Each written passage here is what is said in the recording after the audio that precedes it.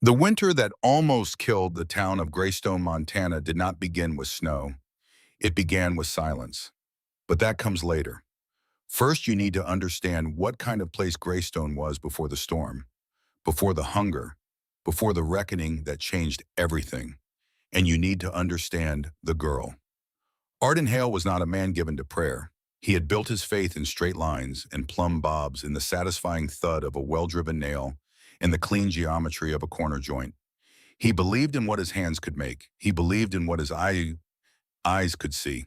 So when people later asked him to describe the moment he truly understood what Clara Ashwood had done, he never reached for scripture.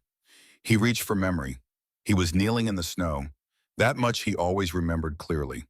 The cold had gone past pain and into something quieter, something that felt almost like acceptance.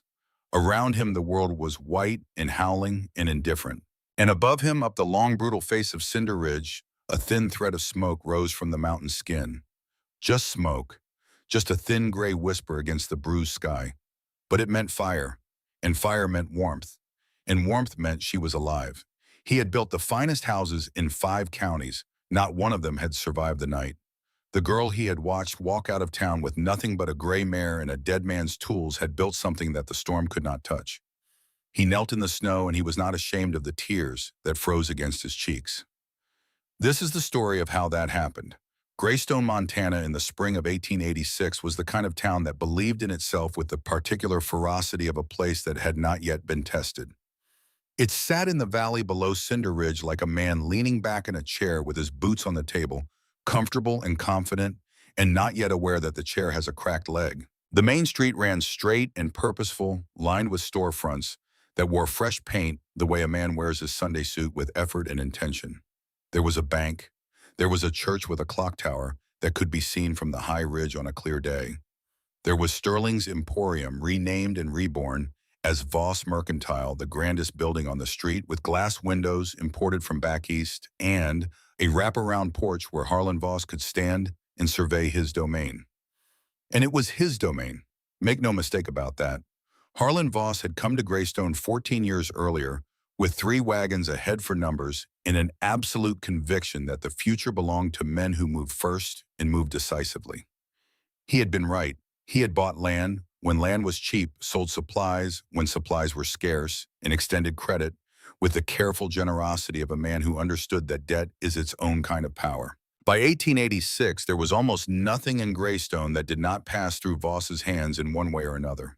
The grain, the dry goods, the lumber, the financing for the new schoolhouse. He was not a cruel man exactly. He was something more complicated than cruel. He was a man who had come to believe, through years of unbroken success, that his judgment was simply better than other people's, that his instincts were sharper, that when he looked at a situation and formed a conclusion, the conclusion was correct by virtue of being his. Mayor Roland Pruitt understood this and had spent the better part of a decade making his peace with it. Pruitt was a decent enough man, in the way that many men are decent in easy times, willing to be fair when fairness costs nothing, willing to be kind when kindness asked nothing of him.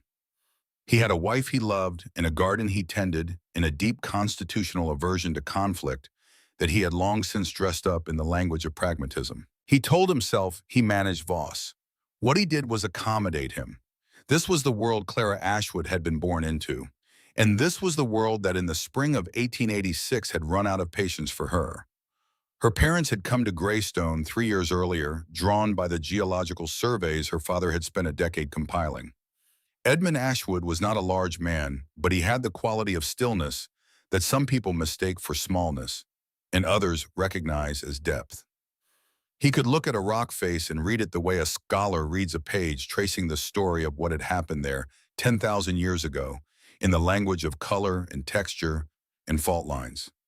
His wife Nora was a naturalist with sharp eyes and a sharper memory, who could name every plant in a meadow and tell you which ones would heal you and which ones would kill you, and which ones, prepared correctly, would do a little of both. They had filed a claim on the north face of Cinder Ridge when they arrived, a piece of land that everyone in Greystone agreed was worthless.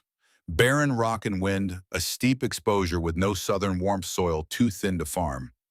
The Ashwoods had smiled politely at the skepticism and gone about their work. Then 18 months after they arrived, they had gone up the mountain and not come back down. The search party found their camp, their tools, their carefully packed specimens. Found no sign of accident, no indication of what had happened. The mountain offered no explanation. It simply kept them. Clara was 12 years old. She had her mother's eyes sharp and careful, cataloging everything they landed on. She had her father's stillness, that quality of interior quiet that people around her consistently underestimated. She had, in the 6 months since her parents' disappearance, learned exactly how much the goodwill of a community is worth, which is to say she had learned that it has a duration, and that duration is shorter than anyone admits. At first, the town had been kind. Women brought food. The preacher spoke of God's provision. Families discussed in careful voices what might be done for the child. Then the discussions had grown quieter. Then the food had stopped coming. Then the conversation shifted from what might be done to the gentle, insistent suggestion that something needed to be resolved. Clara was 12, then 13. She slept where she could. She worked where work was offered. She ate what was available, which was not always very much. She had her parents' maps. She had their books. She had their tools stored in the small lean-to behind the livery, where Sage, her father's gray mare, was stabled on the charity of the livery owner, who had made clear that the charity had a time limit. She was not a child who attracted sympathy easily. She was too quiet for that, too self-contained, too obviously assessing the people around her with those careful eyes. Sympathy in Greystone flowed more readily toward a certain kind of helplessness, toward tears and visible desperation. Clara's desperation was real enough. She just carried it differently, turned inward rather than outward, processed rather than performed. This did not serve her well. It was the third week of May when it happened. The afternoon was warm, the kind of warm that softens people, that makes generosity feel natural, and meanness feel like effort. Clara had not eaten since the previous morning. Not because food was unavailable in Greystone, but because she had no money and no credit, and had exhausted one by one the small kindnesses of neighbors who had their own families to feed. She was walking past Voss Mercantile when she saw the barrel. It sat beside the front door, half full of apples from the previous autumn's harvest, shriveled now, and soft, their skin gone brown and loose. They were destined, as she well knew, for the pigs that Voss kept behind the building. The pigs would eat them without ceremony or gratitude. Her stomach made a sound that she had learned to ignore. She did not make a decision exactly. The hand moved before the mind caught up. One apple small and soft and smelling of fermentation and better days. She closed her fingers around it and turned to walk away. The voice stopped her like a hand on the collar. Thief. Harlan Voss had the kind of voice that had never needed to be raised to command attention. It carried naturally with the confidence of a man who had spent decades being listened to. He stood on the porch of his mercantile in his good wool coat, and he looked at Clara the way a man looks at a problem that has been accumulating for some time and has finally presented itself for resolution. She turned to face him. She did not run. Later people would remark on this, the fact that she had not run, and some of them would call it courage, and some of them would call it stupidity, and some of them would recognize it for what it actually was, which was the quiet dignity of a person who has already lost most of what can be taken. He crossed the porch and removed the apple from her hand with the deliberate care of a man reclaiming property. Just like your parents, he said, taking what doesn't belong to them. It was a remarkable thing to say about a family in which both parents had recently and mysteriously died. Clara looked at him and said nothing. Mayor Roland Pruitt's office smelled of pipe tobacco and old paper, and the particular staleness of a room where difficult conversations had been held for many years. The afternoon light came through the single window at a low angle, illuminating the dust in the air, and Pruitt sat behind his desk with the expression of a man who would very much like to be somewhere else. Harlan Voss stood to the right, which somehow managed to feel like the position of authority. Beside him stood two members of the town councilmen, whose names appeared on official documents and whose opinions tracked Voss's with the faithfulness of compass needles tracking north. Clara stood in the middle of the room. She was 13 years old, thin in the way that means not enough food, with dark circles under those careful eyes, and hands that were rougher than they should have been for her age. She stood straight. She held her hands still at her sides. She looked at Pruitt. "What do you have to say for yourself?" the mayor asked. He was looking at the desk when he said it. I was hungry, Clara said. Her voice was steady and quiet. They were going to the pigs. Pruitt's jaw moved slightly as though he were composing something he would not say. Property is property. Voss's voice filled the room the way smoke fills a room, occupying every corner without effort. We cannot have theft in this town. The law does not make exceptions for motivation. If we make exceptions, we invite chaos. Pruitt looked at Clara. She looked back at him. In that exchange of looks, something passed that was not quite communication and not quite conscience, but lived somewhere in the territory between them. She has no family? Voss continued. No means. She has been a burden on the generosity of this community for 6 months, and generosity, like any resource, has limits. He paused. In the pause, the room was very quiet. Her parents filed a claim on the north face of Cinder Ridge, he said, before their accident. That claim passes to her. Let her have it. Let her go there and make what she can of it. He said it with the smooth reasonableness of a man proposing a sensible administrative solution. He said it with the confidence of a man who knew exactly what he was proposing, which was not a solution at all. The north face of Cinder Ridge was barren. It was exposed. It received no direct sunlight in winter. The soil where there was soil was volcanic rock dust, too thin to support crops. There was no shelter, no water source, nothing. Sending a 13-year-old girl up that mountain alone in May was not a land grant. It was a death sentence with paperwork. Pruitt's hands moved on the desk, a small, helpless motion that he stopped when he became aware of it. Mr. Voss, he said, she's a child. She is a thief, Voss said with the patient finality of a man correcting a simple error. She claims her parents taught her about the land, about geology, about how to read terrain. His eyes moved to Clara, and there was something in them that was not quite contempt and not quite curiosity, but held elements of both. Let's see what their teaching is worth. He looked back at the mare. She takes the horse and her parents' tools, and she is gone by sunrise. If she is found in this valley again, she will be remanded to the territorial authorities. Pruitt looked at Clara. Clara looked at the map on the wall behind the mayor's desk. She had seen this map before. Her father had a copy of it covered in his small, precise handwriting notes and measurements and observations accumulated over years of careful work. She knew where Cinder Ridge sat on that map. She knew what her father had marked there before everything had gone wrong. A thought moved through her mind, quiet and clear as a current in a deep stream. I can survive there, she said. The room went still in a different way. Her voice had not changed. It was still steady, still quiet. But something in it had shifted some quality that the people in the room responded to without quite understanding why. She looked at Voss for the first time. My father showed me the signs. There is warmth in that mountain. Voss looked at her for a moment. Then he let out a short sound, not quite a laugh, not quite a dismissal, something between the two. Warmth in the mountain, he repeated. He shook his head. The girl has gone simple. He turned back to Pruitt. Sunrise. The news moved through Greystone the way news always moves in small towns, which is to say it moved faster than was quite explicable and arrived slightly changed from what had actually occurred. By evening it was settled. By midnight everyone knew. By the time the sun came up the next morning, it seemed as though half the town had found reasons to be on the main street. They were not there because they were cruel. Most of them were not cruel people.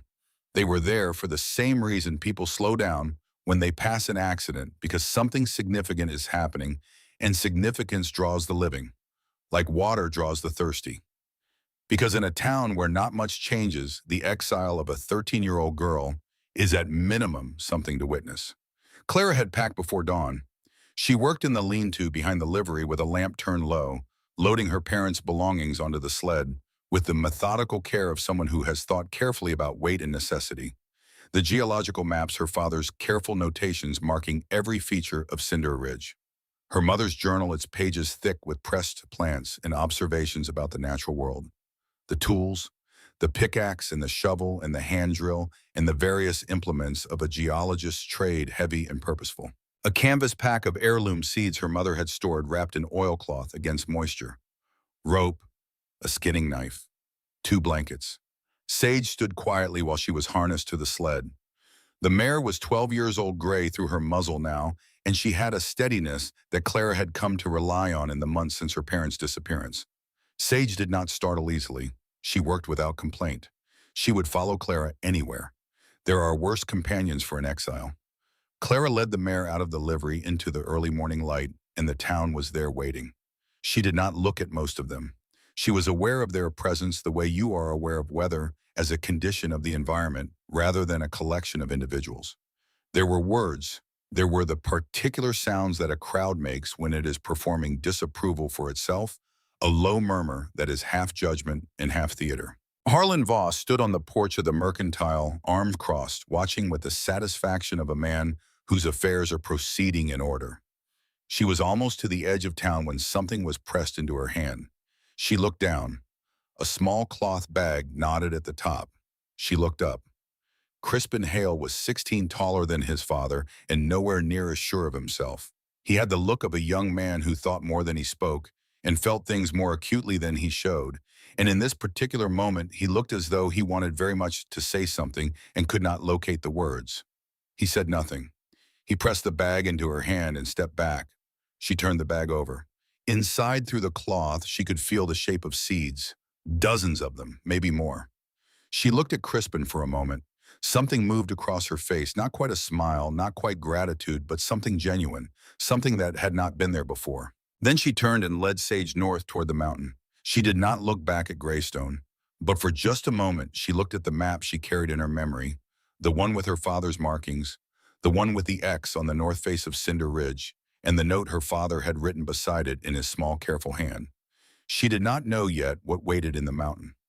She knew only what her father had told her in late evenings by lamplight, about the way the earth breathes in certain places, about the warmth that escapes from deep within it, about the signs a careful person can learn to read. She was a careful person. The town fell away behind her. The mountain rose ahead. The morning air was cold and clean against her face. She walked toward it. The north face of Cinder Ridge was everything the town had said it was. It was also in ways the town could not see and had never tried to see something more. Clara spent the first 3 days simply observing. This was her father's method, the foundational habit he had drilled into her from the time she was old enough to follow him through fieldwork. Before you act, observe. Before you conclude, accumulate evidence. The land will tell you what it is if you ask it with patience. She made camp in a shallow depression near the base of the ridge, where a cluster of ancient juniper trees broke the worst of the wind. She let Sage graze on the sparse vegetation in the lower areas, while she climbed systematically, carefully reading the rock face the way her father had taught her, looking for what she knew to look for. On the morning of the second day, she found it.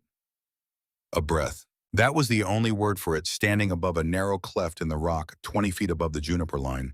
A faint upward movement of air that was unmistakably warmer than the air around it, carrying with it the mineral smell her father had described, sulfur and damp stone, and something older than either, a deep earth smell that meant the planet's interior was close to the surface here. Her father had marked this place on his map. She stood over it for a long time, feeling the warmth rise against her face, and she thought of her father standing in this exact spot, perhaps at this exact time of year, feeling what she was feeling now. The mountain breathes here, he had told her. The earth keeps its heat close to the surface. A person who understood that, who worked with it rather than against it, could survive almost anything. She had been a child then, sitting beside him in the lamplight, listening to his stories about geology, the way other children listen to fairy tales. She had not fully understood. She understood now. The cave entrance was hidden behind a curtain of juniper growth, so well concealed that she almost missed it, despite knowing roughly where to look. Her father's map had been precise, but the mountain had grown over his markings in the 2 years since he had made them. She found it on the afternoon of the third day, a horizontal crack in the rock face, perhaps 4 feet high and 3 feet wide, the junipers pressing close on both sides. She had to turn sideways to get through the entrance. Beyond it, the space opened, not dramatically, not into the vast cathedral of imagination, but meaningfully into a chamber perhaps 15 feet wide and 10 feet high and 30 feet deep, the rocks smooth and dark, the floor sandy, and at the back, through a narrower passage, the sound of water. And warmth, not the warmth of fire or the warmth of bodies. A steady, persistent geological warmth rising from the ground itself, from the water, she could hear in the passage beyond. The air was damp and still, and she estimated perhaps 40 degrees warmer than the air outside. She stood in the entrance of that cave in the dim afternoon light, filtering through the junipers, and she breathed it in and she understood, for the first time completely, what her father had been trying to tell her. Then she went back to her camp and she brought the lamp. And in the back passage by the lamp's yellow light, she found the steaming spring. It was small, perhaps 2 feet across, where it bubbled up from a fissure in the rock, the water hot to the touch and faintly sulphurous, running for about 8 feet across the passage floor before disappearing into another crack in the stone. Steam rose from it steadily. The air around it was warm enough that she removed her coat. And wedged into a crevice in the rock wall wrapped in oilcloth was a leather satchel. She knew her father's initials before she opened it. EA stamped into the leather with the brass stamp he had carried in his kit. Inside, his field journal. She sat down on the warm stone beside the steaming spring, and she opened the journal and she read. It took her the rest of that afternoon and most of the following morning. It was a geological record, precise and detailed everything her father had observed about Cinder Ridge over 2 years of careful study. The thermal activity, the lava tube system that ran through the mountain's core, the soil composition in the protected areas volcanic and mineral rich, the water table, the light patterns on the north face during different seasons, and more than that, diagrams, plans, a sketch of what the cave could become if it were expanded along the existing lava tubes, a plan for diverting a portion of the thermal spring into a channel that would warm a growing area. Notes about reflective minerals, the deposits of mica her mother had identified, and their potential use for amplifying available light. It was not just a geological record, it was a blueprint. On the last page in her father's small, careful handwriting, a single line. Not addressed to anyone, not signed, just written as if he were writing it to himself at the end of a day's work. The mountain doesn't forgive pride, but it rewards patience. Clara sat beside the warm water in the belly of the mountain, where her father had worked and planned, and she understood now, prepared. Not for himself, for her. For someone he must have known on some level might need this place. She was not given to easy tears. She had learned in the months since her parents' disappearance to process grief in the way she processed everything quietly internally in the space between one breath and the next. But she allowed herself in that warm underground room, with her father's handwriting in her hands, one moment of something that was grief and wonder and fierce sustaining love all at once. Then she folded the journal closed. Then she went outside and looked at the mountain and began to make plans. She worked alone for 6 months. Alone is not quite the right word because Sage was there. And in the way of horses who have been with one person long enough, Sage was more companion than animal, responsive to Clara's moods, in a way that required no language and offered something that felt in the long, lonely hours of that first summer like genuine comfort. But in practical terms, she was one person 13 years old doing work that would normally require several grown men and appropriate equipment. She did it anyway. She started by expanding the cave entrance, chipping at the rock with the hand drill and the pickaxe her father had left among his tools, working methodically along the natural fault lines her father's journal had identified.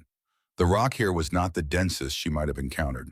The volcanic geology that created the thermal activity also created relative softness in certain formations, places where the pickaxe could find purchase and the drill could open channels. She was not large, but she was precise.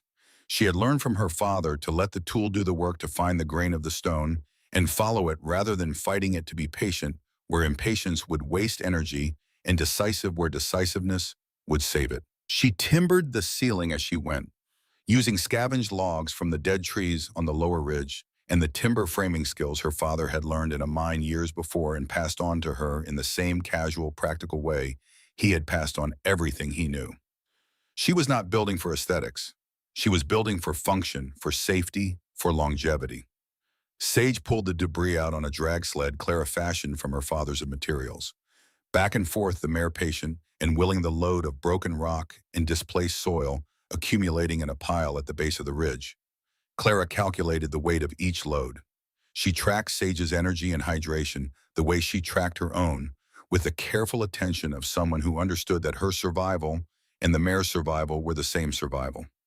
The main chamber expanded to 50 feet long and 20 feet wide. She diverted a portion of the thermal spring into a shallow channel she carved along the eastern wall, running it the length of the growing space before allowing it to rejoin the natural fissure. This created a passive heating system of remarkable effectiveness. The channel warmed the air in the chamber, raised the humidity to a level that would support plant growth, and provided a continuous water source. She capped it with flat stones in places to prevent excessive evaporation and left it open in others to maximize the warming effect. The temperature in the chamber settled at approximately 55 degrees, steady across seasons maintained entirely by the Earth's own heat.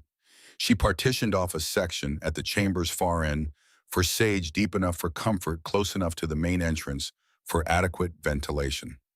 She lined the walls of this section with the densest timbering building, a space that would hold warmth against even the worst exterior cold. Light was the hardest problem. The chamber faced north, which meant no direct sunlight.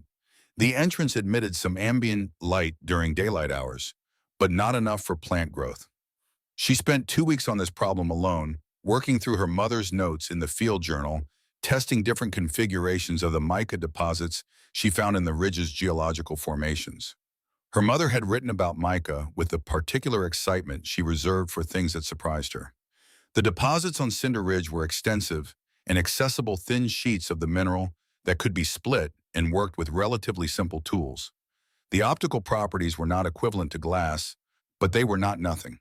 A carefully positioned sheet of mica, angled to receive what light existed, and directed inward, could double or triple the effective illumination in a given area. Clara built a series of reflective panels from split mica sheets mounted on frames of straight-grained wood at the angles her mother's notes specified. She positioned them at the cave entrance and in the passage connecting the entrance to the main chamber. She tested and adjusted, spending full days observing how the light moved through the mountain shadow at different hours. The result was not sunlight. It was a pale, diffuse, slightly silvery illumination that fell unevenly across the chamber floor. It was not what she had hoped for. It was enough. She built growing beds along the floor, terraced slightly, to manage drainage, filling them with the volcanic soil from the debris she had excavated mixed with guano from the bat colony that occupied a higher cave on the ridge. The mixture was, as her father's journal had predicted, extraordinarily fertile, rich in minerals, warm from below, consistently moist from the proximity of the thermal channel. In late October of 1886 she planted. From her mother's preserved seed stock she chose with care. Kale, which is hardy and cold-tolerant and nutrient-dense. Potatoes, which can grow in low light if the soil's warm enough. Carrots, slower but lasting. Mushroom spores from her mother's collection species that thrive in low light and high humidity, that need not sunlight at all, but only the right conditions. She did not know in those first weeks if it would work. She watched the beds with the intensity of someone for whom failure was not an abstract outcome.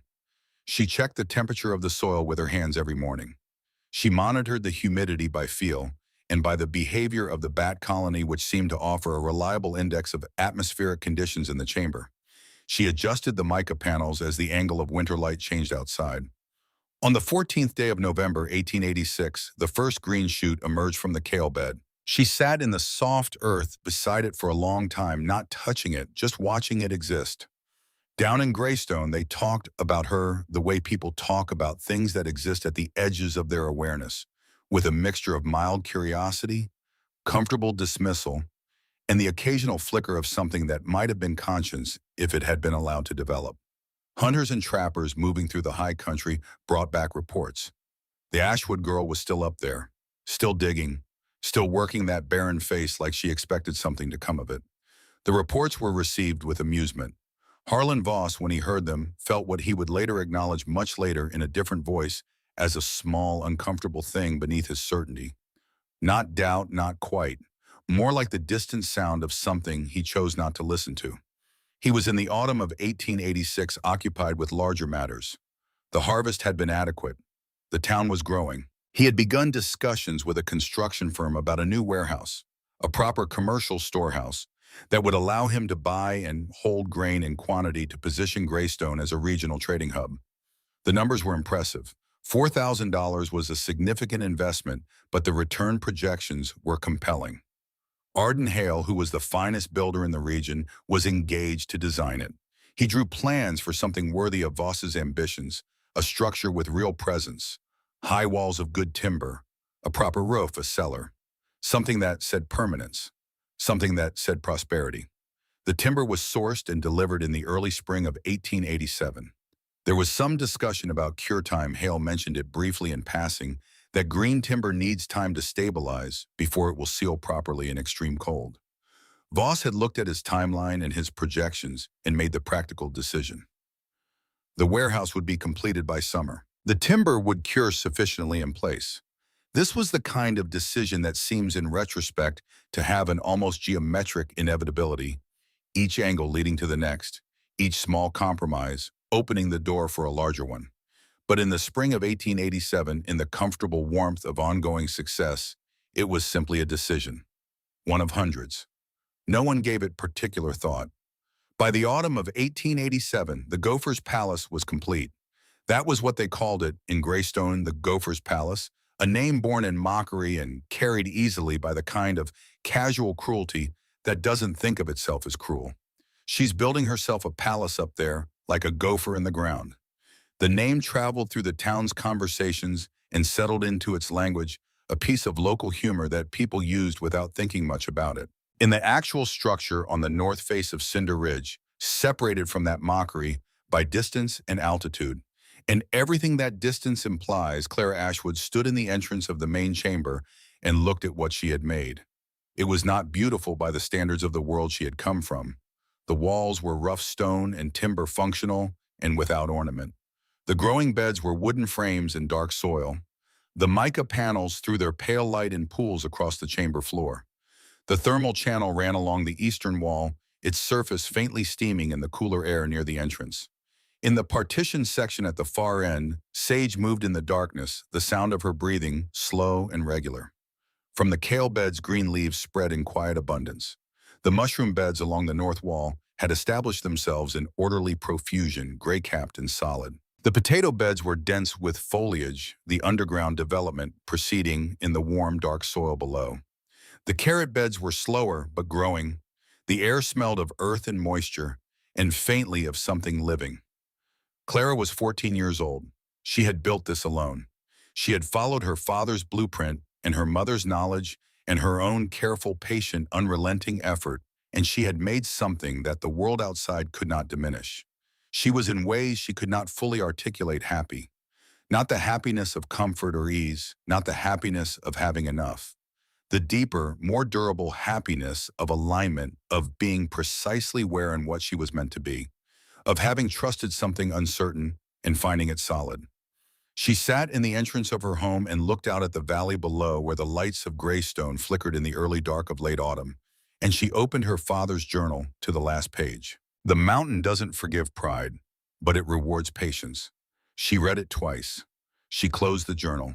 She held it against her chest for a moment. Far below in the valley, Harlan Voss was signing paperwork on the new warehouse. The timbers of its walls, green and not yet fully cured, held their shape against the mild autumn air. The roof was tight and the cellar was deep, and the grain that would fill it in the coming weeks was the best harvest Greystone had seen in years. Above on the mountain's north face, the wind was picking up, coming down from the north, with a new edge that Clara noticed and filed away in the careful index of her observations. Something in the air was different. She did not know yet what it meant. She knew only that she had learned to pay attention to such things, that the mountain and the animals on it and the atmosphere above it were all speaking in a language her father had spent years teaching her to read. She would keep watching. She closed the journal, tucked it into its place beside her sleeping roll, and went to check the thermal channel before sleep. Behind her in the valley, the lights of Greystone burned steadily against the gathering dark. The autumn of 1888 was coming. Neither the mountain nor its patient occupant was finished yet.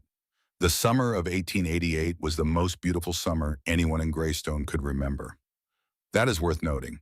Not because beauty is suspicious, though sometimes it is, but because the particular quality of that summer, its warmth and its abundance and its easy generosity, was the thing that made what came after so complete in its devastation. A hard year prepares people. A beautiful year does something else entirely. It opens them up. It convinces them that the world is at its core on their side. Greystone opened up that summer like a man who has just received very good news and cannot quite believe his luck and does not want to examine it too carefully for fear the examination will dissolve it. The fields came in heavy. The wheat stood tall and full-headed, more grain per acre than the oldest farmers could recall from their deepest memories. The corn was strong, the kitchen gardens overflowed. The root cellars filled early, and people went about their August work with the particular lightness of those who know the winter is provided for, who have looked at their stores and found them sufficient and then some. Harlan Voss looked at the harvest numbers and felt the satisfaction of a man whose instincts have been confirmed. He had positioned Greystone as a regional hub. He had built the warehouse. He had extended credit to the right farmers, purchased grain futures at the right moment, structured the commercial relationships in Greystone exactly as he had planned. And now the harvest had validated every decision. He stood on the porch of his mercantile in those long August evenings and watched the wagons come in from the fields, and felt, not for the first time but with unusual intensity, that deep animal pleasure of being right. On Cinderer Ridge, 1,100 feet above the valley floor, Clara Ashwood was watching rabbits. She had been watching them for 3 weeks. The snowshoe hares that inhabited the terrain around the ridge were animals she knew well by now, their patterns and rhythms as familiar to her as the thermal channel's morning temperature, and the particular sound Sage made when she was unsettled. Clara had spent 2 years learning the language of this mountain, and she had become fluent in ways that took time and attention and a willingness to be still. The hares were not behaving normally. In a normal summer, they would be busy enough in August, fattening for the cold season, but there was a quality to their current activity that was different, a register of urgency that Clara could feel more than describe. They were not simply feeding, they were accumulating, moving faster than the temperature required, covering more ground. Their behavior had a driven quality, as if something below conscious calculation was telling them that ordinary preparation was not going to be sufficient. She noted it in the journal she had begun keeping in her father's style, small and precise recording observations without interpretation, until the observations accumulated enough weight to support a conclusion. She moved to the marmots next. The marmot colony on the western exposure of the ridge had been consistent in its hibernation timing for 2 years running, going to ground in the 3rd week of September. This year, in the last days of August, they were already retreating. Not all of them, not yet, but the older animals, the ones that had survived the most winters, were disappearing into their burrows almost a full month ahead of schedule. Clara wrote this down. Then she went to the northern exposure where the wind came down off the higher peaks without interruption, and she stood for a long time with her face into it. The wind in August should carry the last warmth of the high summer, being the residual heat of the alpine meadows, the sun-warmed rock. What she felt instead was something that did not belong to August. A cutting quality, an edge that was not cold, exactly not yet, but that promised cold the way a particular shade of cloud promises rain, not as metaphor, but as direct information if you know how to receive it. She went back to the chamber and looked at her stores. Adequate, more than adequate by the standards of the 2 winters she had already survived on the ridge. A normal winter would not challenge what she had. She thought about the hares. She thought about the marmots. She thought about that edge in the wind. She began hauling additional firewood. Not for heat, the thermal channel managed that without wood. For cooking. For the extra margin that something in the mountain's behavior was telling her she should want. She worked through the first weeks of September with an intensity that went beyond her usual careful preparation, and she did not fully understand why until the morning she climbed to the high point of the ridge with her father's instrument for measuring barometric pressure and found the reading lower than she had ever recorded it. Much lower.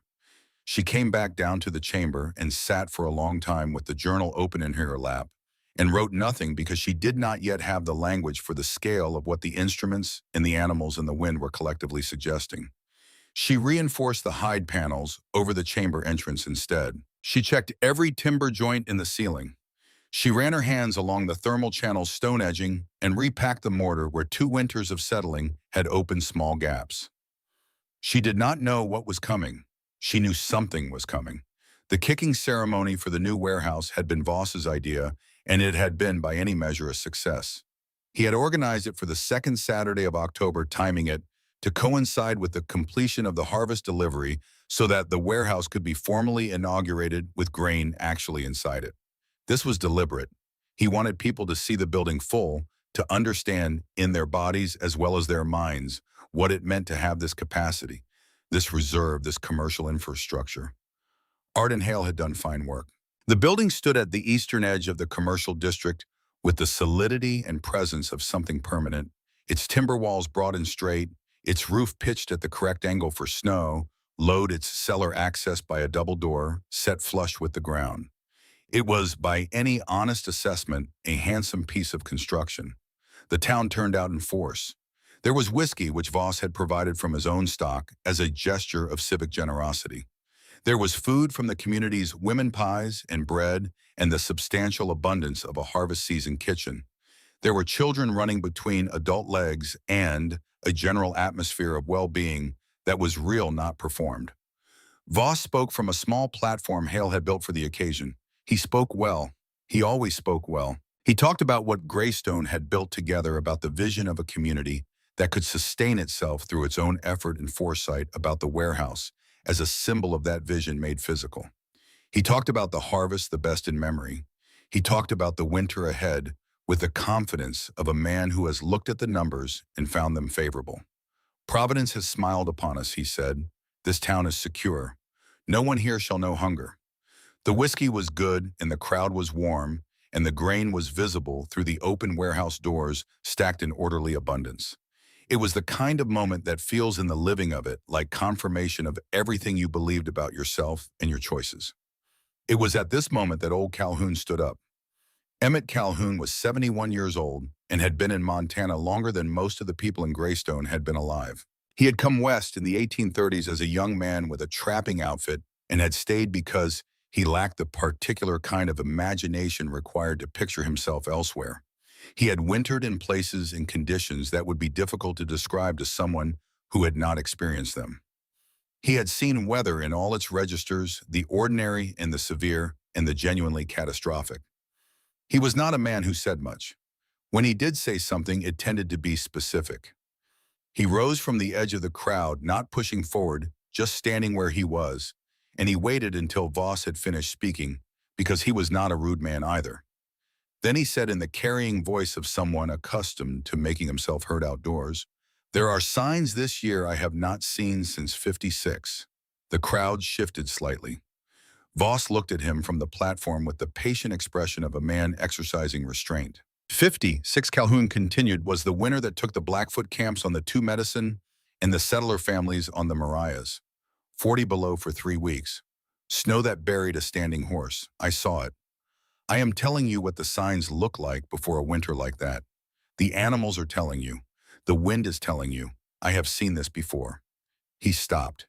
He did not elaborate. He had said what he came to say. Harlan Voss looked at Emmett Calhoun for a moment.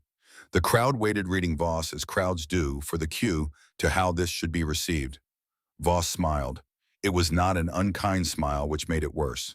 "Emmett," he said with the warm condescension of a man speaking to someone who should be accorded respect without being taken seriously, "we appreciate your experience. We do, but we have full stores, a sound building, and the best harvest in memory. I think we are in somewhat different circumstances than the families on the Marias." The crowd responded. Not with cruelty, with the gentle, collective exhale of people who have been given permission to dismiss the thing that made them briefly uncomfortable. There were smiles. There was a murmur of agreement. Someone laughed quietly, not at Calhoun exactly, but in the direction of his concern. Arden Hale, standing at the edge of the platform, looked at the warehouse walls. He thought briefly about the timber, about the cure time he had mentioned and Voss had waved past, about what green timber does in extreme cold, how it shrinks, how the joints that hold fine in moderate conditions open up when the temperature drops past a certain threshold. He said nothing. He told himself later that the concern was minor, that the building was fundamentally sound, that he was perhaps overthinking a detail that an experienced builder knew how to manage. He told himself this. He did not entirely believe it. Emmett Calhoun sat back down. He did not argue. He was not a man who argued with crowds. He had said what he came to say. The truth of it would stand or fall on its own terms. He looked from his seat at the edge of the gathering toward the dark shape of Cinder Ridge against the northern sky. He had heard, as everyone in Greystone had heard, about the girl up there, about what she was building. The trapper's reports had trickled down over 2 years, and he had listened to them with more attention than most. That child on the ridge, he said to himself, quiet enough that no one around him heard it. That child understands something the rest of you don't. He finished his whiskey and went home. The morning of October 29th, 1888, was strange in a way that people remembered afterward with the clarity that the mind reserves for things that precede catastrophe. The temperature, which had been settling toward a normal late October cold in the days before, rose unexpectedly. By mid-morning, it was 40 degrees warm enough that several people commented on it, the odd gift of an Indian summer extension, perhaps. Children played without their heavy coats. A woman hung washing on the line. The air was absolutely still. The stillness was the wrong kind, not the stillness of a calm day which breathes and moves even in its quietness. This was a vacuum stillness, a held breath stillness, as if the atmosphere itself were compressing in preparation for something. At 2 in the afternoon, the sky to the northwest turned a color that no one had a ready word for. Not gray, not purple. Something between them that seemed to absorb the light rather than reflect it. The animals in Greystone's barns and paddocks began to behave badly. Horses pressed to the backs of their stalls. Cattle would not eat. Dogs disappeared under porches and would not come out. The temperature dropped 10 degrees in 20 minutes. Then the wall arrived. There is no better word for it. Witnesses described it the same way independently as a wall. A solid vertical mass of white that moved across the northern horizon and then across the middle ground.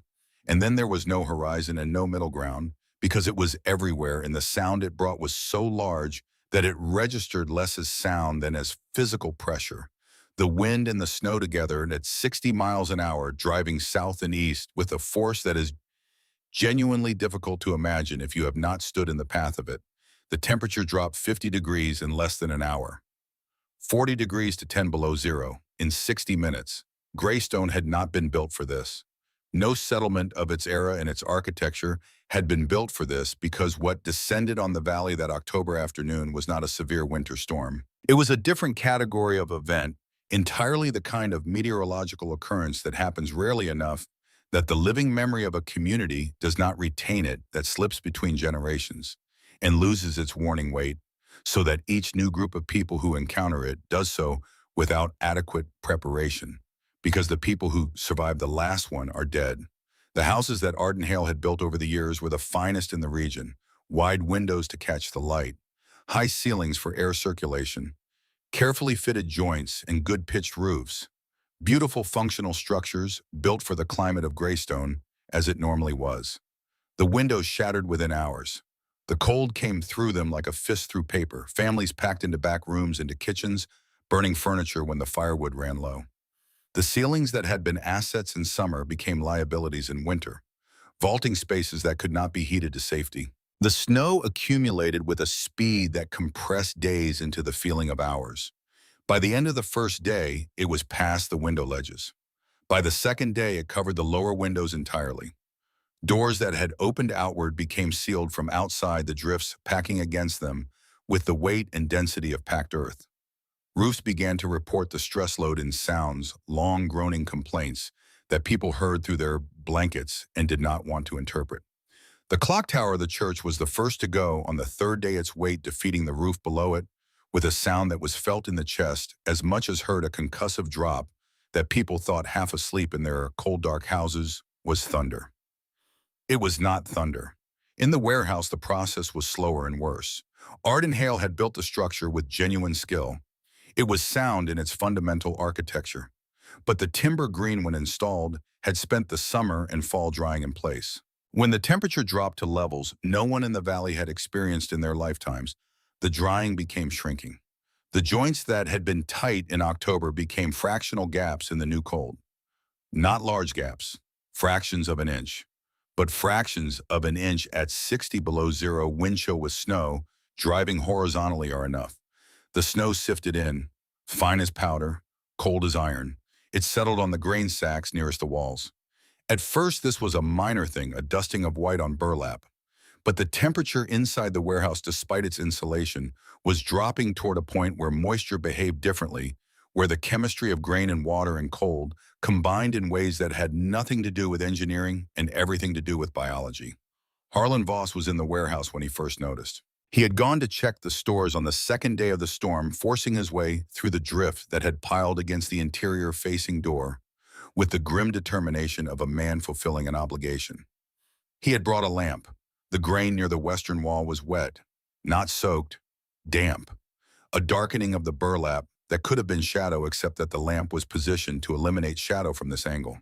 He stood in the lamp's circle of light and looked at the damp burlap for what felt like a very long time. He knew what this was. He had known grain all his life, bought and sold and stored it for 14 years. He knew that damp grain in a sealed space was not simply damp grain. He knew the process that began when moisture and ambient warmth and organic material combined in the absence of circulation. He knew it moved quickly. He knew that the time between detectable and unrecoverable was shorter than people thought. The correct decision in this moment was to alert the town, to organize a response even in the teeth of the storm, to open the warehouse to air, to move grain, to do whatever could be done to salvage what could be salvaged. He stood in the lamp's light and he thought about the ceremony 2 weeks earlier, about the crowd and the whiskey and the confidence in his own voice when he had said, "Providence has smiled upon us." He thought about Emmett Calhoun sitting at the edge of that crowd and saying what he had come to say. He thought about what it would mean to walk into the street in this storm and tell the people of Greystone that the warehouse was failing. He adjusted his lamp and went back through the drift to his house. He told himself there was nothing to be done in this storm anyway. He told himself waiting 2 days would not make a significant difference. He told himself this in the specific voice of a man who knows he is telling himself a lie and is making the active choice to accept it. He waited, not 2 days. He waited 48 hours.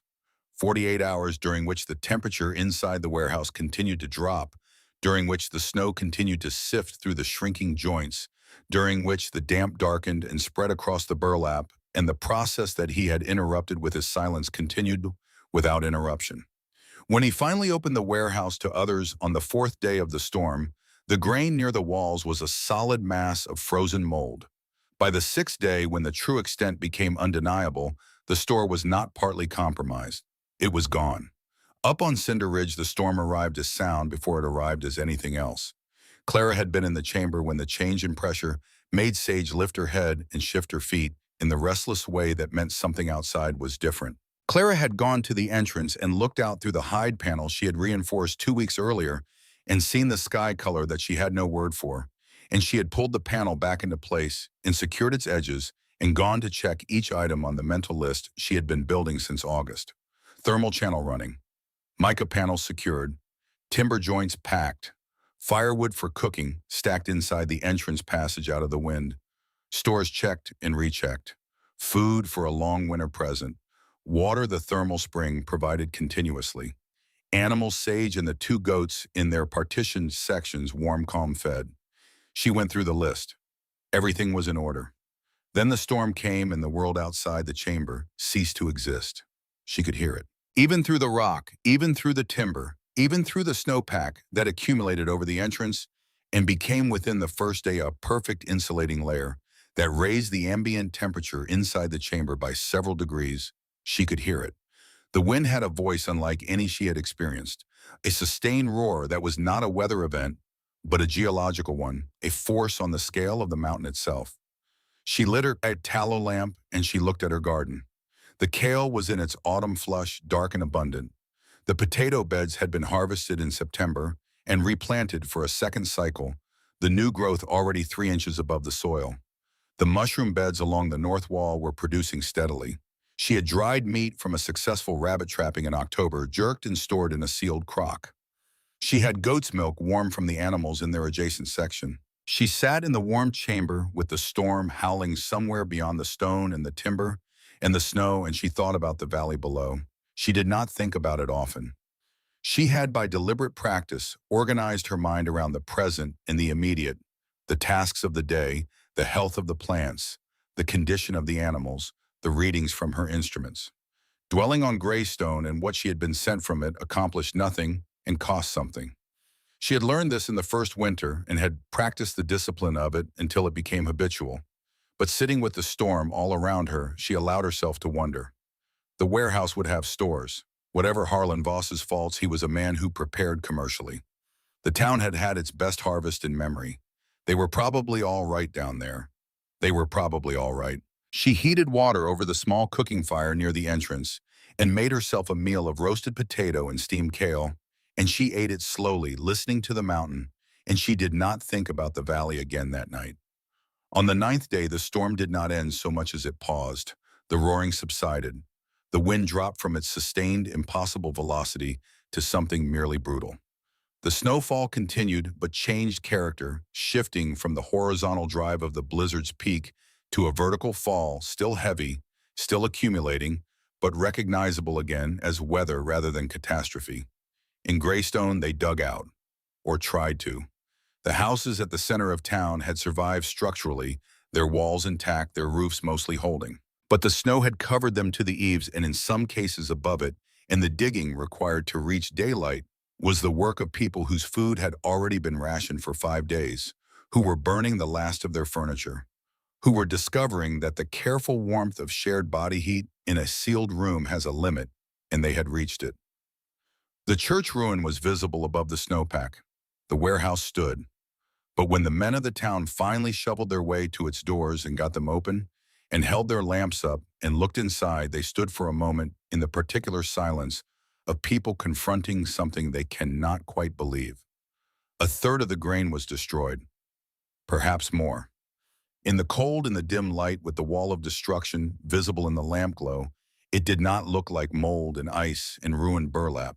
It looked like the end of things. Voss was there. He stood and he looked at it. He did not speak. Arden Hale stood beside him and thought about a conversation he had almost started and had not started about timber and cure times and the behavior of greenwood in extreme cold, and he felt something in his chest that was not quite grief and not quite shame, but lived in the same country as both. The accounting that followed was done in the flat voice of men who are trying not to let the numbers mean what they mean. A third of the grain was gone confirmed. Perhaps more was contaminated and not yet visibly, so the mold having advanced deeper into the stack than the outer layer suggested. The remaining grain might last into January.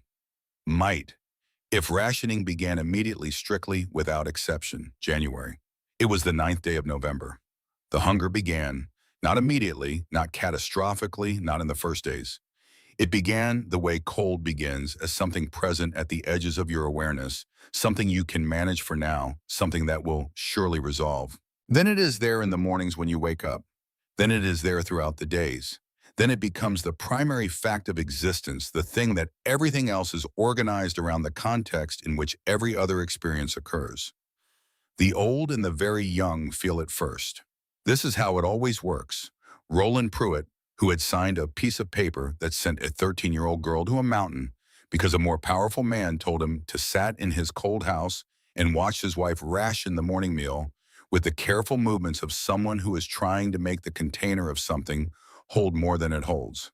He was a man who had made small compromises all his life and called them pragmatism, and built from them a life of moderate comfort and zero moral clarity. He was beginning to understand what those compromises had cost. He was not the only one. Arden Hale had a daughter 12 years old and a son 16, and a wife whose face was doing the thing that a mother's face does when she is calculating how to transfer her own share of food to her children without anyone noticing. He sat in his kitchen in the dark and looked at his hands. The hands that had built the warehouse. The hands that had said nothing about the green timber when saying something might have mattered. Crispin was his son, 16. A boy who thought more than he spoke and felt things more acutely than he showed. Crispin had been sitting with his family in their shrinking warmth and their shrinking stores for 9 days, and on the 9th day he had said something that stopped his father completely. He said, "Clara Ashwood is still alive up there." Arden looked at him. "I know she is," Crispin said. "I know it the way I know the weather. She built something up there that could hold against this. She had 2 years to prepare, and she was reading the mountain the whole time, and she didn't have anyone telling her not to listen to what she saw." His daughter was sitting in the corner by the last of the morning's heat. She was 12 years old, and she had eaten almost nothing for 3 days, and she was the specific pale of a child whose body is consuming itself. Arden Hale looked at his daughter. He looked at his son. "The warehouse," he said. His voice sounded wrong in his own ears, like something said by a man who is only now understanding the full meaning of his own actions. I know, Crispin said. I know about the timber dad. Everyone knows now. He was not accusing. He was simply stating a fact in the way of someone who has moved past the point where accusation and blame are the primary concerns. Someone has to go up there, Crispin said. It's 2 days in this snow, Arden said. Maybe more. Yes, Crispin said. A long silence. You'd die out there. Maybe, Crispin said, but Ada is going to die in here. Another silence. Arden Hale was not a man of fine moral gestures. He was a craftsman, a builder, a man whose goodness was practical rather than principled. He had spent his life making things that worked, and his greatest failure had been making something that did not work and saying nothing. He was not sure he could repair that now, but he was sure of one thing. He would not be the reason his son did not try. He said, "Go see Emmett Calhoun first, before you go anywhere." Old Calhoun was still alive. He was in his small house at the edge of town in his bed under every blanket he owned alive in the technical sense, and not much more. He was 71 years old, and 3 weeks of the most extreme cold he had experienced in a life full of extreme cold had extracted something from him that he was not going to get back. Crispin found him in the late afternoon of the 9th day. He sat beside the old man's bed and he explained what he intended to do. Calhoun listened with his eyes half closed. Then he asked Crispin to bring him the leather satchel from the shelf beside the door. Inside the satchel was a hand-drawn map done in Calhoun's clean, practiced hand. He had drawn it, he told Crispin, 2 months ago, after he had heard the latest trapper's report about the girl and the entrance to her mountain home and the smoke that rose from the ridge on cold days. He had drawn it because he was a man who believed in preparation, and also because he had believed since October's ceremony that a moment would come when someone would need to know the way. He handed it to Crispin. "She'll be there," he said. His voice was very quiet. "She's been right about everything. She was right and I was right, and we were the only 2 people in this valley who were, and neither one of us was listened to." He paused. "Make sure she knows, not about being right, about her father." Crispin looked at him.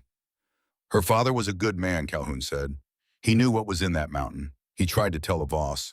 Before the accident, before he went up the ridge that last time. He came to me after Voss turned him away. We talked about the thermal system, about what it could mean for the whole valley if someone built with it rather than against it. He was going back up to gather more evidence. He thought if he had enough data, Voss would listen." He closed his eyes. "He didn't come back down," Calhoun said. "The mountain kept him, but the mountain also kept his work and his daughter. Remember that. The mountain kept what mattered." Crispin sat with the old man until he slept. He did not know when he left the small house with the map in his coat that Emmett Calhoun would not wake again, that he would die quietly in his sleep before the storm fully broke, that he would not live to see whether he had been right. He died having given everything useful he had to the person who needed it. Crispin gathered 3 other young men the next morning. They fashioned snowshoes from floorboards. They took no food because there was none to take. They went out into the white. The journey was everything Arden had said it would be, and worse. The snow was not simply deep. It was deep and crusted in places and soft in others, in a pattern that defied prediction, so that every step required its full attention. Each transfer of weight, a calculation that the body made and sometimes got wrong. They sank to their hips in some places. In others, the crust held for a step and then gave way with a sudden drop that jarred the spine. The temperature was the other thing. 20 below was the number, though numbers do not carry the meaning. 20 below is a cold that goes past the outer body and reaches for the interior, that bypasses the usual pain signals, and presence instead is a strange clarifying sensation, an eerie sharpness of perception that is the body's last attempt to organize itself before it begins to fail. 2 miles out of Greystone, one of the young men made the decision to turn back. His right foot had stopped communicating with him in the normal way, and he was experienced enough to understand what that meant. He turned without drama and went back the way he had come. 3 of them continued. At the base of the ridge, the terrain changed. The slope here was brutal, not simply steep, but irregular. The snow covering what were in reality large, unstable rock formations, so that what looked like a continuous surface was in fact a series of concealed gaps and drops that had to be navigated by feel and by Calhoun's map, which Crispin held in his coat pocket and consulted in brief exposures, folding it back against the cold to preserve its legibility. 2 hours up the ridge, the second man went down. Not dramatically. He simply sat down in the snow and said he couldn't feel his hands and was going to rest for a moment. Crispin had seen enough to know that sitting down in this cold was not resting. He and the third man got him upright and moving. They kept him moving for another quarter-mile until they reached an overhang where the wind was broken enough to be survivable. They left him there with instructions to move continuously and come back the way they came as soon as he was able. Then there were two. The third man lasted another 40 minutes before his legs stopped doing what he asked of them, with the reliability required by the terrain. He sat down in the snow and Crispin looked at him for a moment and then looked up the slope. The smoke was not visible. The entrance was somewhere above in the undifferentiated white. Crispin went on alone. He could not feel his feet. He was not thinking about Clara Ashwood or the warehouse or his father or what it meant that he was here, one person on a mountain in 20 below zero cold, looking for something he was not certain existed. He was thinking about one foot and then the other foot. He was thinking about the map, which showed the juniper stand and the rock formation above it and the entrance somewhere behind the junipers. He was thinking about Ada's face and the specific pale of a child who was running out of reserves. He found the junipers. He pushed through them. He could not feel his hands well enough to know if he was gripping the branches or simply pressing against them with the dead weight of his arms. He went through sideways the way the map said into the dark behind the screening growth. The warmth hit him like something physical. Not dramatic warmth, not heat. Just the difference between 20 below and something inhabitable. Air that was not trying to kill him. He stood in it for a moment and breathed it in with the desperation of a drowning man surfacing. Then his legs gave out and he went down in the entrance of the tunnel. He was trying to call out, but his voice was not cooperating, and the cold had gotten into his chest in a way that made the muscles of speech unreliable. He managed something, a sound, not a name, just a sound. He heard movement from somewhere inside. He felt rather than saw the lamp come close. He felt rather than saw the person who appeared at the tunnel entrance and looked at him. What he felt next was hands. Small, very strong, very sure. Taking hold of him and pulling with Sage's help and her own further into the warmth. He opened his eyes. There was light, pale, diffuse silvery, and against it green. Living green, impossible and abundant in the middle of the killing winter, growing from dark soil in the belly of the mountain. And Clara Ashwood, 15 years old, standing over him with a lamp in one hand and those careful eyes reading the damage and calculating what needed to be done. She did not say his name. She did not ask what had happened or where he had come from or what had taken them so long to understand. She simply turned and went to the cooking area and began heating water. The first thing Crispin Hale felt was warmth. Not the warmth of a fire which has direction, which exists in one place and demands that you position yourself toward it. This was different. This was ambient, surrounding total. The kind of warmth that the body receives like a correction, like the restoration of something that should never have been taken away. It came up from the ground and down from the low ceiling and sideways from the walls, and it wrapped around him with a completeness that made him understand for the first time what cold had actually done to him. He lay on his back on the chamber floor and he breathed. Above him, the mica panels gathered what pale light existed outside and passed it inward, pooling it in the soft silver that he had noticed from the tunnel entrance. In that light, the green of the growing beds was extraordinary. Not the flat green of summer fields wide and expected. A concentrated green, specific and deliberate, the green of things that have been carefully tended in a place where they have no business existing. Kale in its winter flush, dark and substantial. Mushrooms along the far wall, tidy and gray-capped. Above the potato beds, dense foliage pressing upward from the warm soil. He had not seen living plants in 3 weeks. He had not understood until this moment how much the absence of them had cost him. Clara moved around him with the practiced efficiency of someone in a familiar workspace. She did not treat him as a patient exactly, though what she did was the work of care. She stripped his outer layers with the matter-of-fact speed of someone who understood that wet, cold clothing against a warming body was its own danger. She replaced them with goat hides, dense and warm, wrapping them around him with a methodology that suggested she had thought about this had, perhaps in some part of her preparation for winter, imagined that someone might arrive in this condition and considered in advance what would need to be done. She retrieved the two men he had described from the entrance tunnel, where they had been half-conscious in the wind shadow he had found before going down. This required Sage's assistance, the mare moving with the steady, unflappable purpose that had characterized her since Clara had first worked her into the mountain's rhythms 2 years ago. The men were dragged gently on a flat sled of Clara's construction into the chamber's warmth, three figures lying on the chamber floor. Clara moved between them, checking hands and feet for the white and waxy color that meant damage too deep to reverse, checking breathing, checking the pupils of their eyes. She packed the places where frostbite had begun its work, with a poultice she had prepared from dried herbs her mother had cataloged in the journal plants, whose properties Nora Ashwood had documented with the thoroughness of a naturalist who believed knowledge was only as useful as its application. She heated water in the clay pot over the small cooking fire near the entrance passage. She made broth, not the thin, apologetic broth of limited resources, but a real broth deep with the flavor of the dried rabbit meat she had stored in October, enriched with kale and the bulb vegetables she had harvested in September. She had been eating well all winter. It was strange to remember that, while the valley below had been rationing, and then suffering, and then starving, she had been here in the mountain's warmth, eating real food, sleeping in warmth, tending her garden, maintaining her routines. She had not known precisely what was happening below.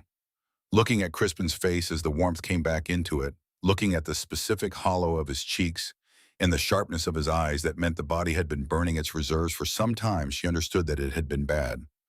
Was still bad for everyone who was not in this room. She filled 3 cups. She helped each man to drink slowly in the way of someone who understood that a starving body needs to be reintroduced to food rather than confronted with it. She did not speak. Crispin came back into full consciousness in the late afternoon, judging by the quality of the light through the mica panels, which she had learned to read as reliably as a clock. He sat up slowly, looked around, took in the chamber with the systematic attention of someone whose mind had returned and was now processing what his eyes were giving it. He looked at Clara. She was sitting at the edge of the kale bed, with her mother's journal open in her lap, making the daily notations she had not interrupted, despite his arrival, recording the chamber temperature and the condition of the growing beds and the behavior of the goats in the adjoining section. She did this every evening.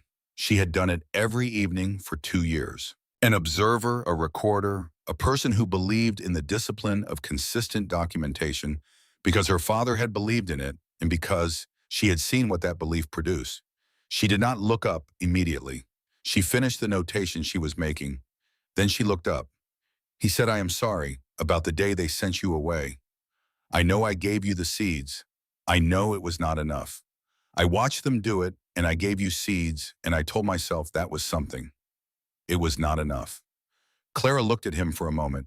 He was 16 years old and had just walked most of the way up a mountain in 20 below zero cold, with no food and inadequate equipment, because his sister was dying and he had run out of other options. He had given her seeds when he was the only person in Greystone who thought to give her anything. He had in this specific and limited way been the best of them. She said, "Eat something first, then tell me what they need." He looked at her. The quality of his looking was the look of a person encountering something that reorganizes his understanding of what people can be. He said, "How much do you have?" She said, "Enough for more people than are here."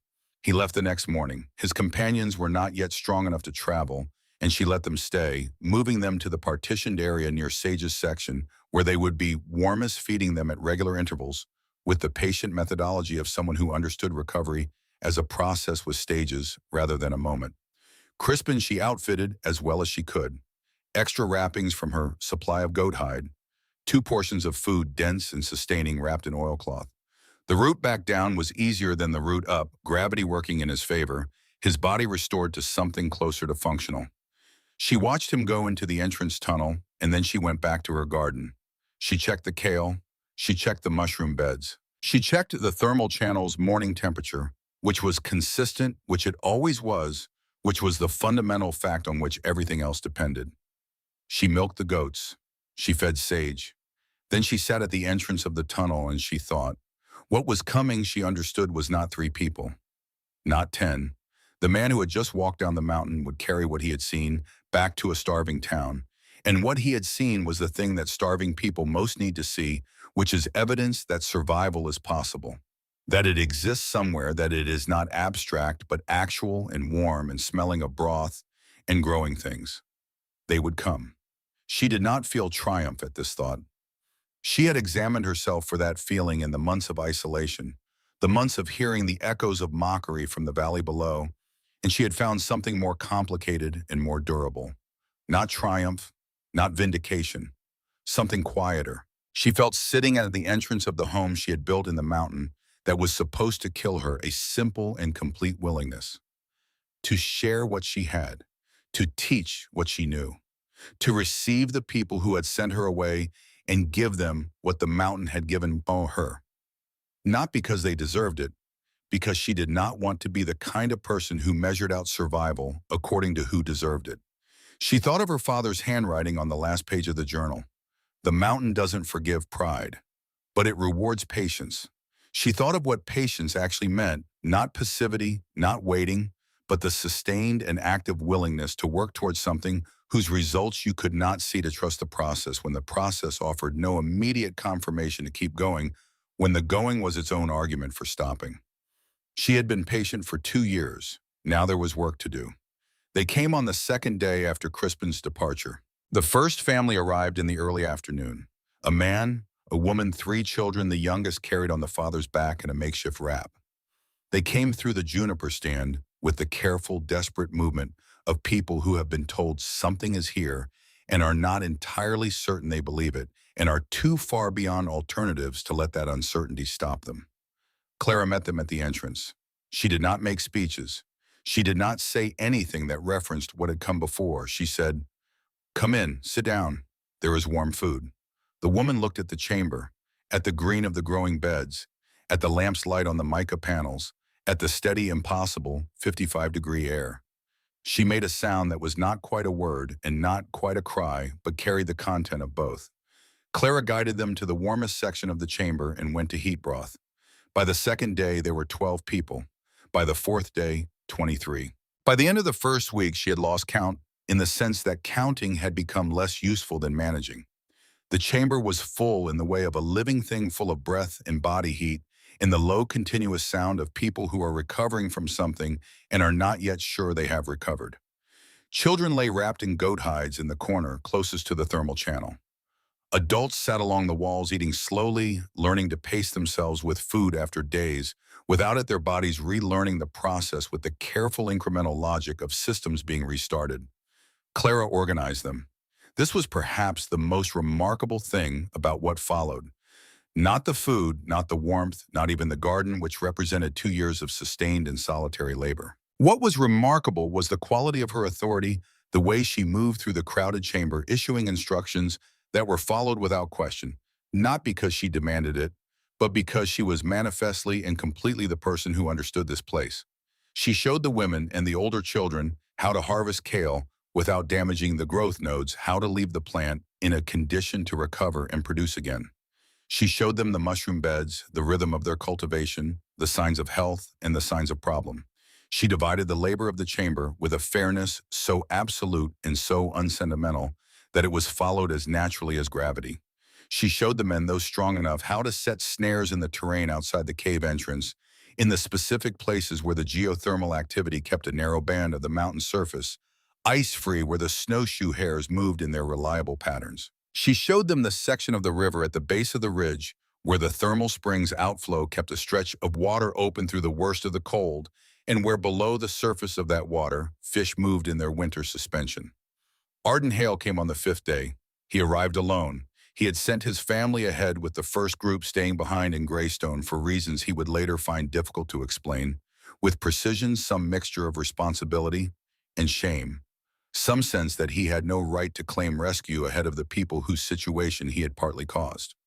When he finally came up the mountain, he came slowly, an older man in difficult conditions, and he arrived at the chamber entrance in worse shape than his son had been. Clara brought him in and fed him, and said nothing about anything that had passed between them. When he was warm and fed, and his hands had come back to him, he looked at the chamber walls. He looked at the timbering of the ceiling, the angle and spacing of the supports, the way the joints had been made to account for the rock's irregularity. He looked at the thermal channel and the way it had been routed to maximize the chamber's warmth. He looked at the entrance passage and the way it had been designed to break the wind before the wind reached the main chamber. He was a builder. He looked at what she had built. He did not say anything right away. He sat with what he was looking at for a long time. Then he said, "Tell me how you did this, all of it. I want to understand every decision." Clara looked at him. She said, "Start with the timbering. That is the most important." He nodded.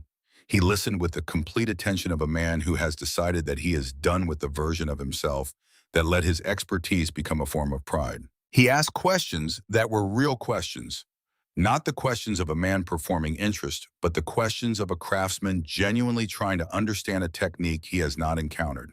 She answered all of them. On the 9th day, Harlan Voss came. He came last, as she had somehow known he would not from cowardice. She did not think it was cowardice, but from something more complicated. He was a man who had organized his entire life around a particular understanding of himself and what he was walking toward. On Cinder Ridge was the complete and irreversible dismantling of that understanding. He came alone. She saw him from the entrance passage moving up the slope in the thin light of a late afternoon, a man in his middle 50s who had once carried himself with the ease of someone who believed the ground beneath him was permanently solid. He did not carry himself that way now. The storm and the hunger and the 3 weeks of watching his certainty fail in the most concrete possible terms had altered something in his posture that no amount of recovery would entirely restore. He was not the same man who had stood on the platform outside his warehouse and declared that Providence had smiled. He found the entrance. He came through the juniper curtain and stood in the passage and looked at her. For a moment, neither of them spoke.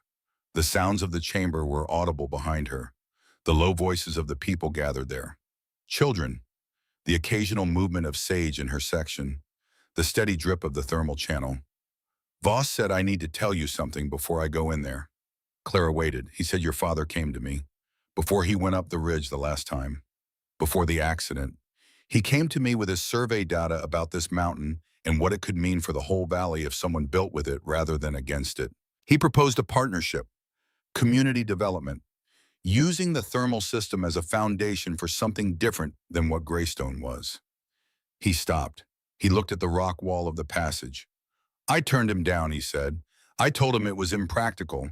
I told him the geology was speculative and the investment required was not justified. But that is not entirely why I turned him down. I turned him down because what he was proposing required me to share the direction of something, and I had spent 14 years not sharing the direction of anything." His voice had lost all its carrying quality. It was the voice of a man speaking in a register he had rarely used, which was the register of truth, without audience management. He went up the mountain to gather more evidence, Voss said. He thought if he had enough data, I would listen. He believed data could move me. Clara said nothing. A week after he went up, Voss said, his voice very quiet, a trapper came through and said there had been a rock slide on the north face. A significant one. I sent 2 men to look. Clara went very still.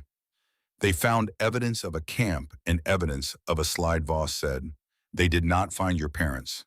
I made the decision that we had seen enough, that a formal search was not likely to change the outcome. He paused. I also made the decision not to tell the town what the trapper had said or what my men had found. He looked at her. I told him it was an accident. I told him there was no way of knowing what had happened.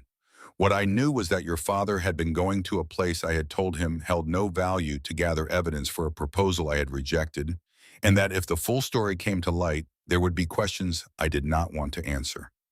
The passage was very quiet. Clara stood in it and breathed. She had not known this.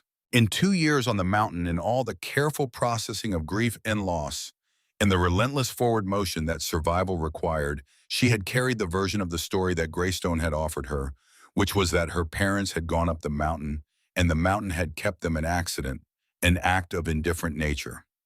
The truth was more jagged than that. She stood with it. Voss said, I am not asking for forgiveness. I am telling you because you deserve to know the truth of it, and because I am done with the version of myself that managed information for the sake of self-preservation. The chamber sounds continued behind her. People.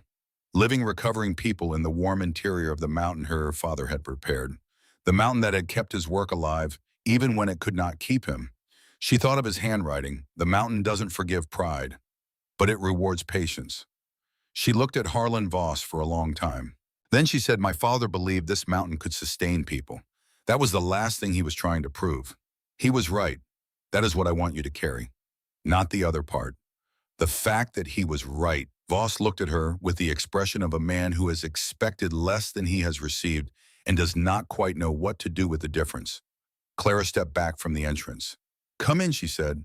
There is food, and when you are recovered, there is work to be done, and I will need every set of hands.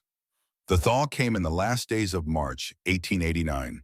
It came slowly as thaws do, the temperature climbing in increments over the course of a week, the snowpack settling and shifting before it began its actual retreat. The world that emerged from beneath it was not the world that had gone under. The survivors came down from Cinder Ridge in the first days of April. 61 people.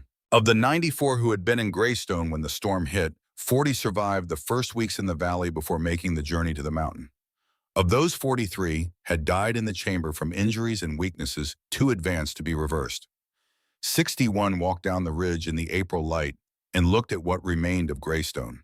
The clock tower was gone, its base, all that was visible above the settled snow. Several houses had collapsed under the accumulated weight of the snowpack. The warehouse stood, its walls intact, its interior empty and smelling of mold and cold air and ruin. The church was a foundation and a scattering of timber. They stood in the ruins of the life they had built, and they were quiet for a long time. A week later, they gathered in the shell of the ruined church. The walls still stood mostly. The roof was sky. The April sun came through where the ceiling had been and fell on the people seated on the beams and stones that served as benches, and it was cold still, but a different cold, a cold with the memory of warmth in it, a seasonal cold rather than an absolute one. Harlan Voss stood. He did not go to the front of the room the way he once would have with the ease of a man assuming his position. He stood where he was in the middle of the assembly, and he turned slowly so that he was visible to everyone around him. And then he looked at Clara. She was sitting at the edge of the gathering. She was 15 years old. She was wearing the practical clothing of someone who has spent 2 years on a mountain and has no investment in appearances. Her face was calm in the way it was always calm, that quality of interior stillness that the people who had spent weeks in the chamber with her had come to recognize as something different from passivity, as the stillness of a person whose attention was fully and continuously engaged. Voss said I called her a fool. I was the fool. The ruined church was very quiet. He said I built my warehouse with $4,000 and 14 years of experience, and the complete conviction that I knew what I was doing. She built her home with a dead man's tools and 2 years of solitary labor. Mine became a tomb for everything we needed. Hers became the only reason any of us are standing here. He paused. I rejected her father's proposal and called it impractical. What he proposed would have built something like what she built, but for all of us from the beginning. We could have had it. We chose not to.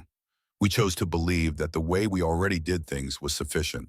He looked around the ruined walls. He said, I have money remaining. Not what I had, but something. I have these hands. I have whatever is left of my experience, such as it is after this winter. What I no longer have is the certainty that my judgment is better than the people around me. He looked back at Clara. I am asking you to teach us, not as a courtesy, as a necessity, because the way we built before will kill us if we build that way again.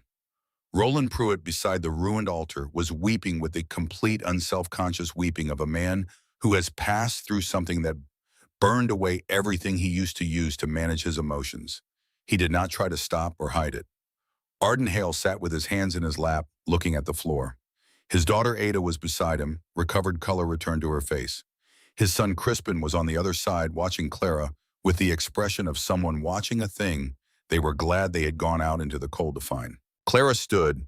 She stood and she looked at the people around her, and she thought of her father proposing to a man who would not listen, climbing a mountain to gather evidence for a truth that deserved to be heard, and the mountain keeping him. She thought of her mother's precise handwriting in the field journal, the careful documentation of properties and processes, and the natural world's patient logic. She thought of old Calhoun drawing a map in his cold bed, knowing the map was for a journey he would not take. She thought of Crispin pressing a bag of seeds into her hand in the early morning of her exile, saying nothing, just giving her what he had. She said, "Wisdom is only worth what it is shared." She said it simply, without weight or drama, as a statement of fact rather than a moral. "Come, I will show you everything." The rebuilding took 2 full seasons, not the rebuilding of Greystone. Greystone was not rebuilt. The valley site was abandoned by common agreement, a decision that came not from any formal vote, but from the collective understanding that the valley's exposure and the architecture that exposure had encouraged were not problems to be solved by better construction. They were problems to be solved by different thinking. They built on the skirting slope below Cinder Ridge. The new structures were not houses in the traditional sense. They were earth-sheltered homes built into the hillside itself, using the mountain's mass as insulation, oriented to take advantage of the geothermal activity that Clara's father had mapped in such detail and that Clara had spent 2 years learning to use.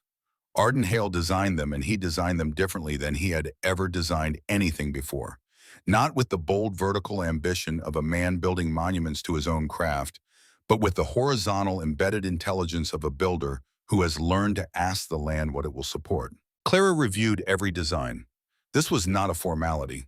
She walked the slope with Hale, reading the subtle indicators her father had taught her, the micro-topography that suggested thermal pockets, the mineral deposits that indicated subsurface heat pathways, the drainage patterns that would determine structural viability through freeze and thaw cycles.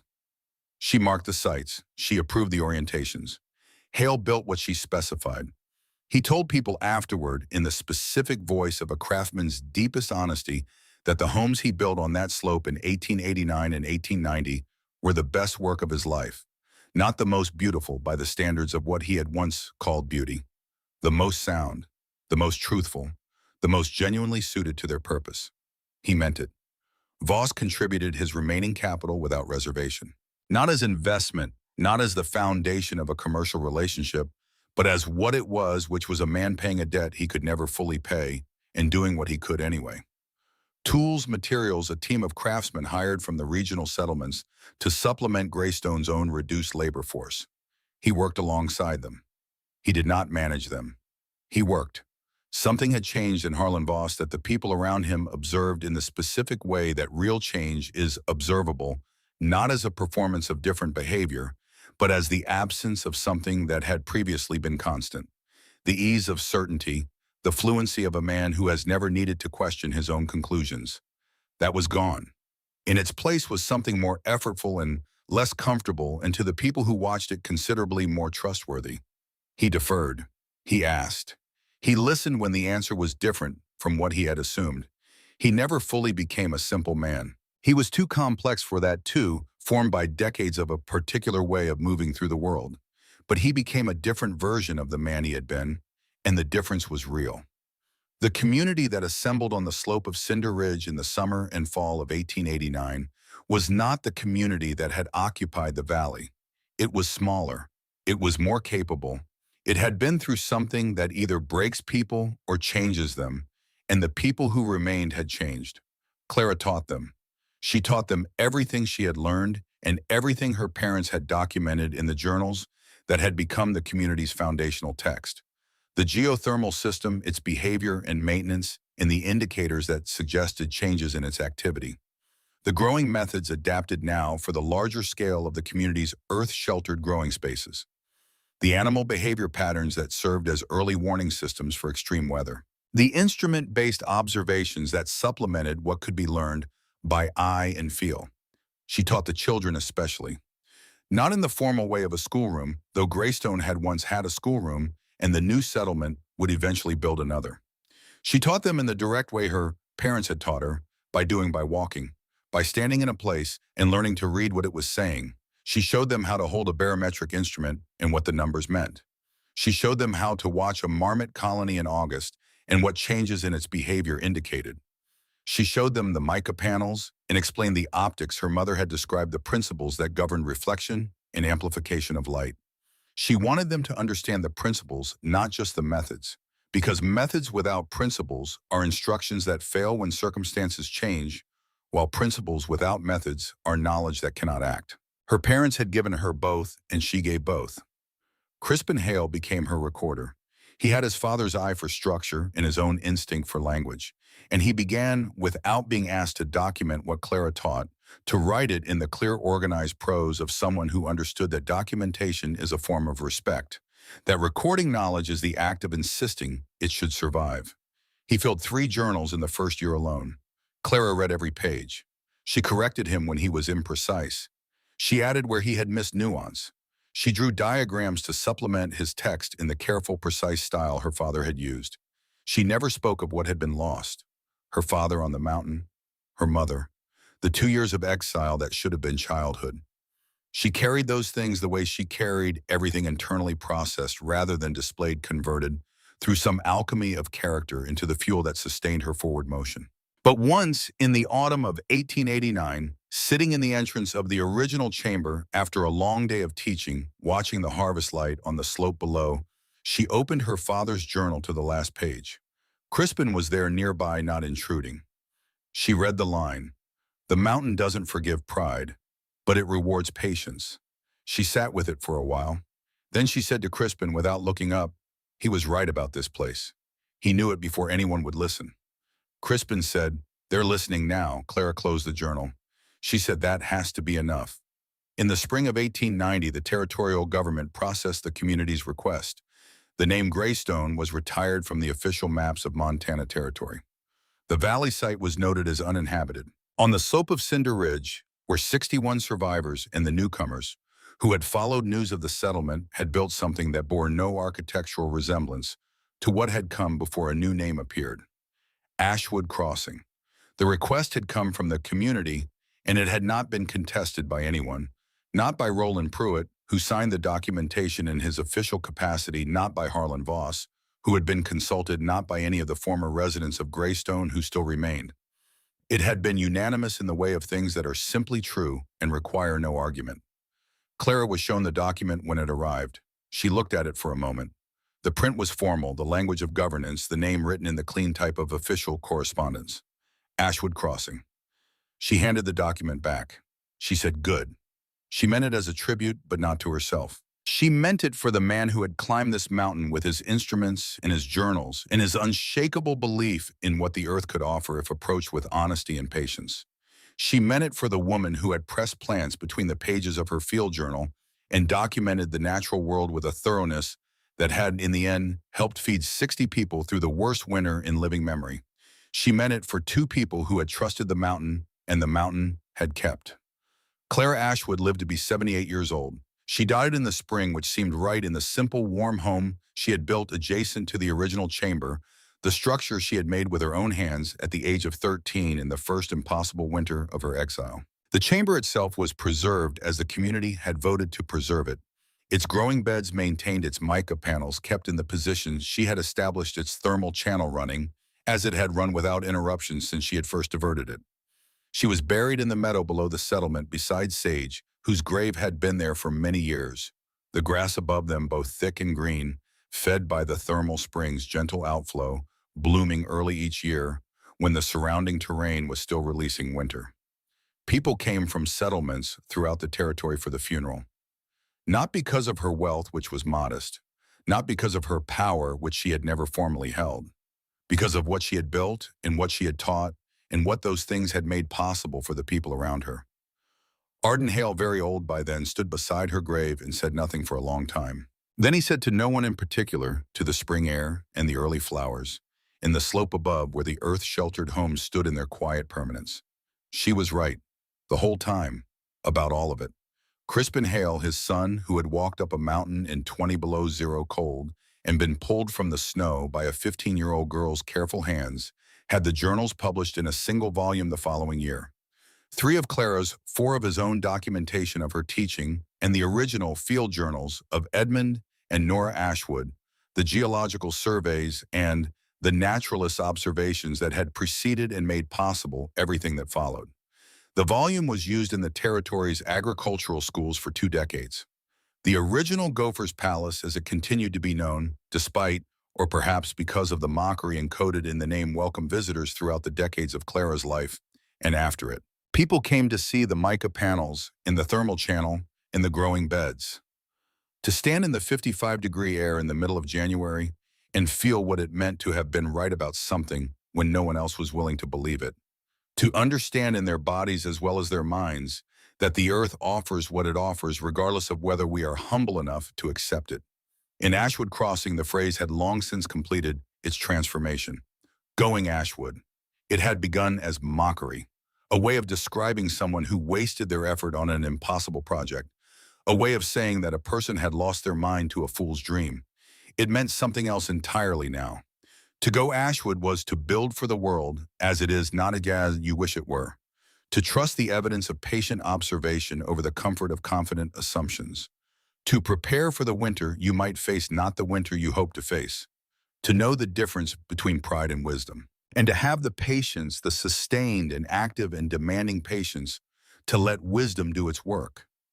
They built for the world they wanted. She built for the world as it is. Only one approach survived.